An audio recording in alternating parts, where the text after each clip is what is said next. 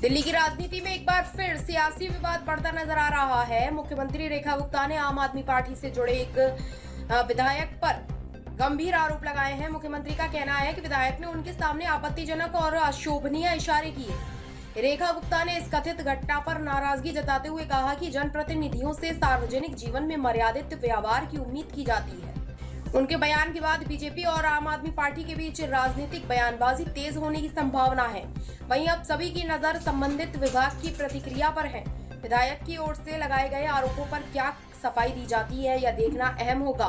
फिलहाल मामले को लेकर राजनीतिक माहौल गर्म है और दोनों पक्षों की प्रतिक्रियाओं का इंतजार किया जा रहा है।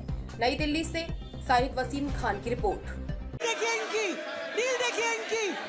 दिल्ली की बहनें आपसे सवाल करती है, दिल्ली की बहनें आपसे सवाल करती है, आप कैसे वो करते हैं? दिल्ली की बहनें आपसे सवाल करती है, शर्म आनी चाहिए। दिल्ली के हजारों करोड़ रुपए लूट के, दिल्ली के हजारों करोड़ रुपए लूट के आप लोग दिल्ली से जवाब मांगते हैं, आप इनसे दिल्ली से जवाब मांगते हैं। शर्म आनी चाहिए आपको, शर्म आनी चाहिए। आप बोले थे, बोलने दिया था ना। गंदे इशारे करते हैं आप, गंदे इशारे करते हैं आप।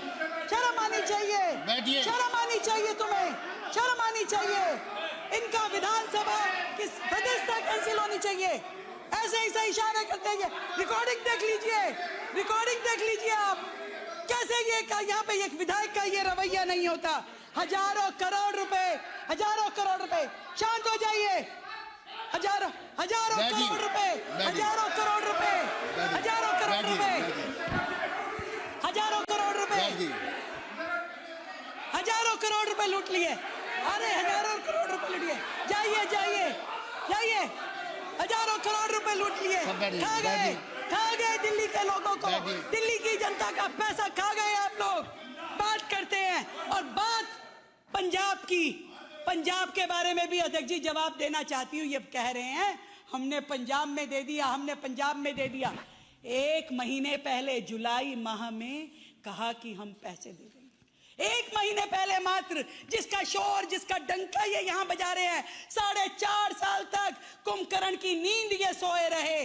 तब इनको वो माताएं बहनें याद नहीं आई, मावातियां याद नहीं आई। और आज जब 1 महीने पहले मात्र जुलाई में बोला कि अच्छा अब चुनाव आने वाला है, अब हम पैसा देंगे, वो भी कौन सा पैसा? वो भी कंस्ट्रक्शन वर्कर वेलफेयर फंड का पैसा। शर्म आनी चाहिए। पंजाब को कर्जे में डुबो दिया। 4.5 लाख करोड़ के कर्जे में पंजाब है।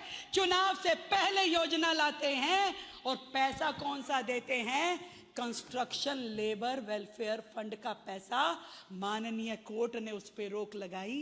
ये पैसा आपका नहीं है, ये कंस्ट्रक्शन वर्कर का है, आप इसे नहीं दे सकते।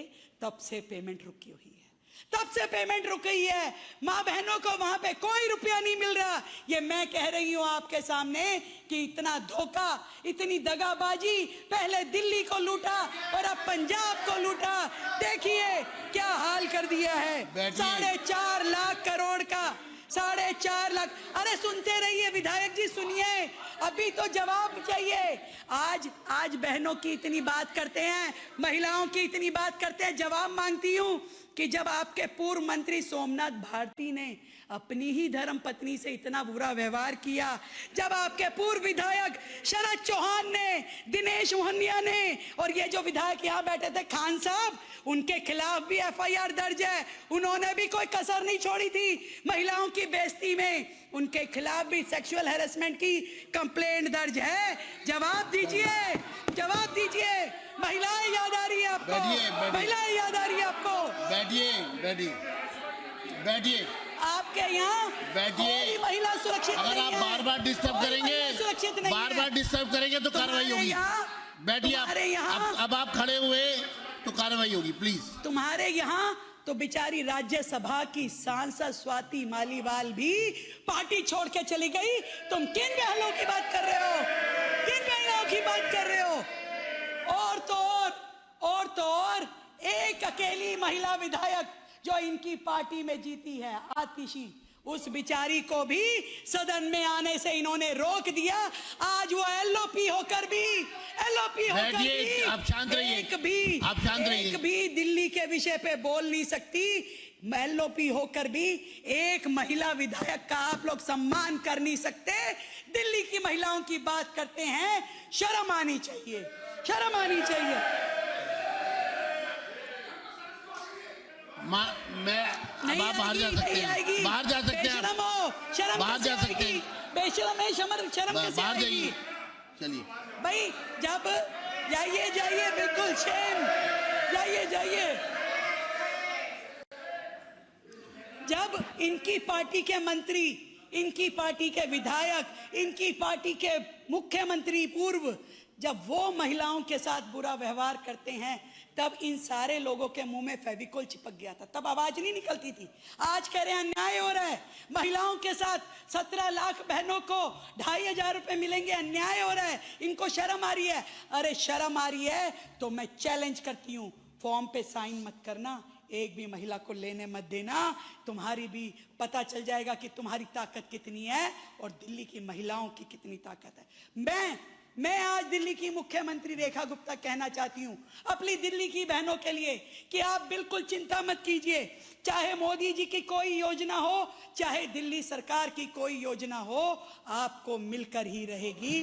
दिल्ली की कोई बहन वंचित नहीं होगी, एक भी बहन वंचित नहीं होगी। प्रधानमंत्री जी ने उज्ज्वला योजना, मुद्रा योजना, सुकन्या समृद्धि योजना, लखपति दीदी योजना, ड्रोन दीदी, प्रधानमंत्री आवास योजना, एक एक योजना चाहे केंद्र सरकार की हो या दिल्ली राज्य की हो, हर एक योजना की धुरी महिलाएं हैं। हमारी सरकार में महिलाओं का सम्मान है और दिल्ली सरकार ने तो अपनी सब योजनाओं को, जिसका जिक्र अभी सिरसा जी ने कहा, लखपति बिटिया योजना, उन सारी बेटियों को भी हमारी सरकार के आने के बाद पैसा दिया, जो पिछली सरकारों में सालों तक दिया ही नहीं गया था। हमने दिल्ली लक्ष्मी योजना के साथ पिंक कार्ड, अनमोल योजना, 2-2 सिलेंडर जिसको हम निशुल्क दे रहे हैं बहनों को, और जो विद्या वाहिनी बेटियों को हमने साइकिल दी। मुझे शर्मिंदगी होती है ऐसी पार्टी के नेताओं पे और विधायकों पे, उनकी सोच पे, उनके वाक्यों पे, जो जब हमने साइकिल योजना की बात की तो उन्होंने कहा अच्छा है, इन बेटियों को बेटी भी नहीं बोला था, इन लड़कियों को साइकिल पे बिठा के यूपी भेज देंगे, वहां प्रचार करवाएंगे चुनाव का। धिक्कार है ऐसे नेताओं पे जिनको बेटियों के इस साइकिल में भी चुनाव प्रचार नजर आ रहा है, विद्या नहीं नजर आ रही, उनकी एजुकेशन नहीं नजर आ रही, उस बेटी को किस निगाह से ये लोग देखते हैं। मुझे इस बात पे शर्म आती है। हमने बेटियों को साइकिल दी, ये सोच के दी कि वो बेटी ये विद्या वाहिनी लेकर के अपने स्कूल जाएगी, ड्रॉप आउट रेट कम होगी, अपनी पढ़ाई करेगी। लाखों बेटियों को हमने साइकिल देने की योजना बनाई, पर हजम नहीं हो रही उनको। आशीष जी ने कहा ना कि तकलीफ तो होगी, सच में इतनी तकलीफ हो रही है कि मात्र 1.25 साल के अपने कार्यकाल में कैसे कोई सरकार अपने सारे वादे पूरे कर लेती है, कैसे सारे वादे पूरे कर लेती है। कोई एक वायदा भी हमने छोड़ा नहीं है। ये बात मैं आज इस सदन के माध्यम से कहना चाहती हूँ। ये दिल्ली की बेटियां हमारे लिए एक ऐसी जिम्मेदारी है, हम चाहते हैं कि हर बेटी एम्पावरमेंट हो, हर बेटी ताकतवर बने, आत्मनिर्भर हो, अपने सपनों को जी सके। हर बेटी के लिए हमने इतनी सारी योजनाएं दी है, क्योंकि हम चाहते हैं कि हर बेटी जो बनना चाहती है वो बने, अपनी पढ़ाई पूरी करे और खूब गर्व के साथ कह सके first in my blood line. जब वो साइंस चुनती है दिल्ली सरकार के स्कूल में पढ़ते हुए, तब वो कहती है कि first in my blood line. जब वो इंजीनियरिंग जैसा कैरियर चुनती है दिल्ली यूनिवर्सिटी के और दिल्ली सरकार की यूनिवर्सिटीज के कॉलेज में जाकर के, तब वो कहती है first in my blood line. जब वो अपना स्टार्टअप शुरू करती है और सरकार से उसके लिए पैसा पाती है, सहायता लेती है, जब वो अपने लिए कोई नया बिजनेस शुरू करती है, तब वो कहती है first in my blood line. और जब वो अपने पैसों से अपना घर बनाती है, तब वो कहती है कि first in my blood line, तब हमें खुशी होती है और हम कहते हैं हमारी बेटी एम्पावर हो रही है। दिल्ली की हर बहन, दिल्ली की हर बेटी, हमें गर्व है उन पर। और मैं कहना चाहती हूँ दिल्ली की बहनों के लिए, दिल्ली की बेटियों के लिए, उनकी डिग्निटी के लिए, उनकी हेल्थ के लिए, उनकी सुरक्षा के लिए, उनके ड्रीम्स के लिए दिल्ली की ये सरकार उनके साथ खड़ी है, उनकी ये मुख्यमंत्री बहन उनके साथ खड़ी है।